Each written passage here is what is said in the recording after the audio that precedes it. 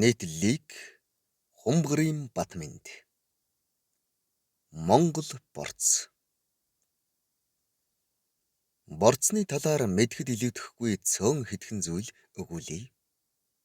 Өдийд борцтой хоол түлхүү идэх хэрэгтэй. Чигнээс үүдэн гэм цохиж болох бүхий л эд эрхтний үйл ажиллагааг хамгаалдаг машид сайн. Жаахан байхад 70 кг-ийн шуудай дүүрэн борц хийчихдгсэн. Түүнээ хаваржин иднэ. Бүр 6-7 сар гарчихсан байхад борцны үлдэгдэл байж л байдаг. Ээж минь борцоор зөвхөн шүлтэй хоол хийгээ зогсохгүй. Борцтой цовин, будаатай хуурга, борцсон бууз хүртэл хийнэ.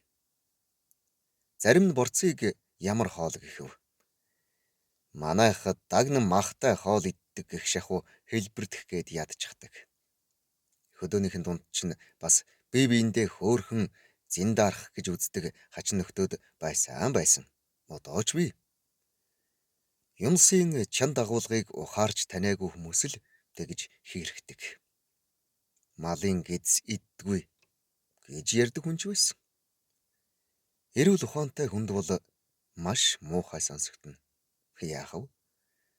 Ходоод дотор муутай хоолны шингэц тааруу хүнд бол гэдэс мах хүнддэх тал бий. Ураар хатсан борцог чинь юм шүү дээ. Үүнийг дор дурдах болно. Эхлээд борц хийх арга, борц болохгүй газараа мэдээд авчих хэрэгтэй. Их халуун дулаан, бас их чиглэг, салхи багтай нутагт борц болдгүй юм. Борц сайн болдог газар гэвэл задгай салхитай, жид агаартай баруун аймагуд. Агаар жид гэдэг нь их өндөрлөг, их намдор газрын завсрын савслага, хатуу ширүүн уур амьсгалтай, хужир ихтэй нөхцөлийг хэлдэг болов. Өгшчүүл энэ л хэлц үг шүү дээ. Тойл бичигт тусгайгүй атлаа ард олны хэрэгэлдэг үг үе төм шүү дээ. Төв суурин газрын ойр орчим газар борц олигтой болдоггүй. Агаар муутай битүү байшинд бас борц болдоггүй. Харин байгалийн чулууны эв тааруулаад барьчихсан хуучны чулуун байшин, модон байшинд хийсэн борц бол шавар тагзанд хатаасан борцноос хамаагүй амттай болдог. Шавар тагз гэдэг нь шар шавраар эсвэл цементэн холцтой байшинг хэлнэ.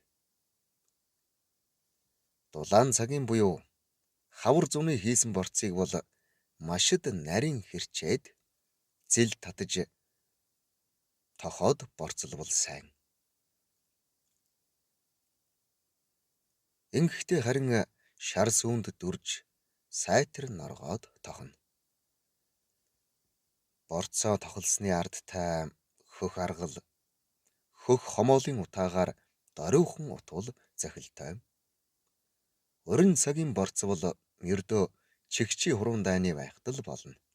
Түүнээс бүдүүн болохоор өмхирч гээд төвхтэй. Тэм нарийнхан борц бол 3-5 хоногт л хатчихна.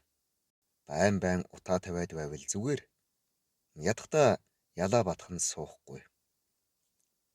Шар сүү, хөх аргалын утааны нийлмэл чанар бол Монгол хүний авч хүртэж болох хамгийн нандин зүйлсийн нэг. Ийм борцыг идсэн монгол хүн байтугай гадаад хүний ч хөлс чехарна. Ер борцыг машид сайн зажилж идэх хэрэгтэй. Тэгэхээр шүлсээр дамжаад хүний биеийн бүх эдэсэнд хүрдэг тул байглаас авч болох элдв амин дэмүүдээ бүх биеэрээ хүртнэ гэж ойлговол захилтай. Хоолыг сайн зажилж ид. Тэр тусмаа борцтой хоолыг болий гэтэл сайн зажил. Шувуу шиг бүхэл залгайд байвал борц эцний хэрэг юм гэдгсэн. Зажлуулах гэж борц хатуу байдаг. Түүнийг зажлах тусмаа улам амт орж хоол идсэн юм шиг болдгоо гэж хөгшчүүл сургадаг байв. Хоол идэж буйгаар хүнийг шинж дэг. Тулхтай, тууштай хүн удаан зажилдаг. Хойс хайсхан хуурамч хүн түргэн иддэг гэх яриач бий. Гэхдээ хууччул бидэнд сургахтаа хоол ундаа бушуу идэж уу. Хазаартай юм шиг яасан уддаг юм. Хурдан бөгөөд сайн зажилж, амталж идэж ууж сур. Ходоод болон бусд эд эрхтнүүд чинь баярлдаг юм аа. Хоол ундаан ууж идэхэд учир бий хэмээн гисэн. Бас л мөн нүүдэлчин гүн ухаан юм.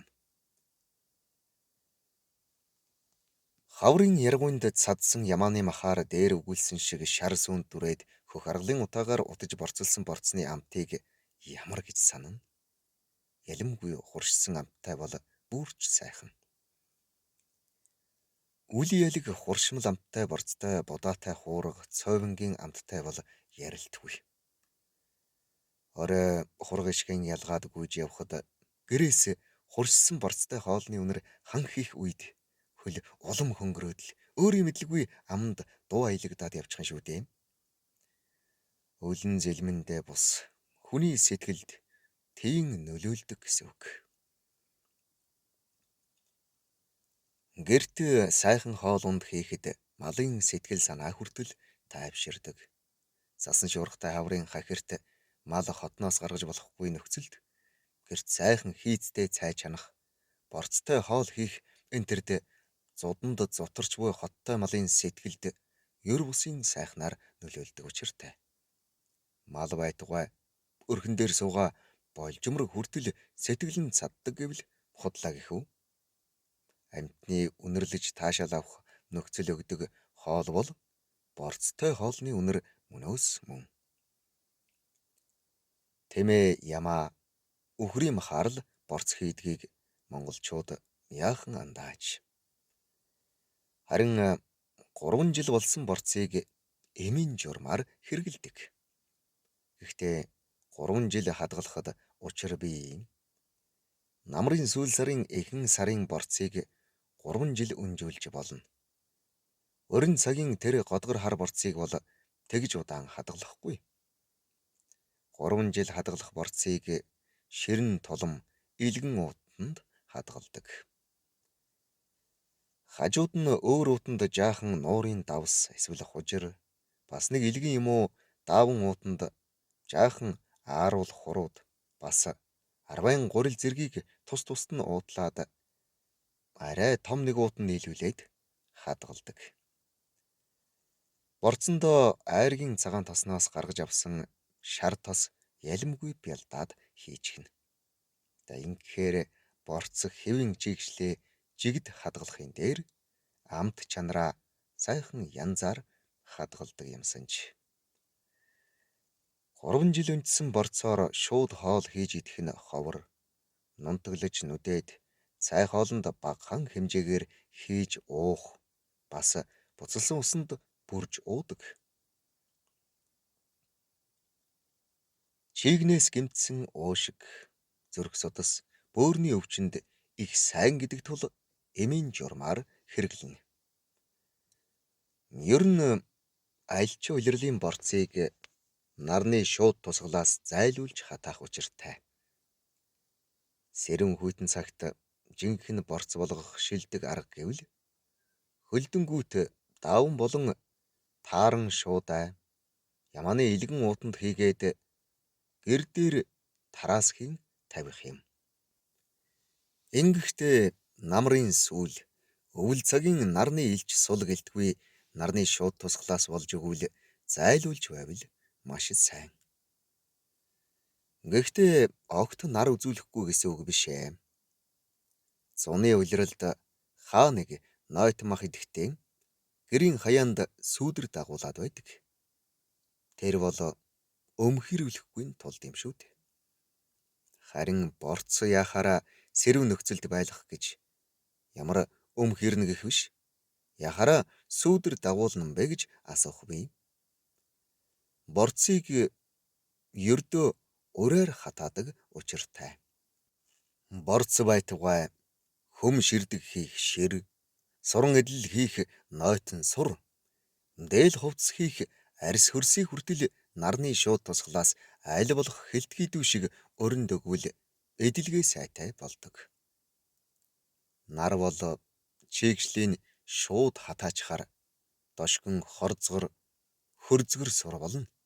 Эдлгээ даахгүй, бороо ус даахгүй, хатахтаа баахан сунна. Борцны гоё амтны тал нь үгүй болно.